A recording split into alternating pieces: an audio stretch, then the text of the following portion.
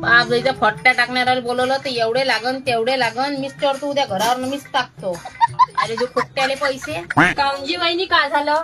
काय नाही माय, घरच घरते सरळ पिरिरी रातभर झोपत नाही माय. मी 17 भोकाचं घरून गेलाय.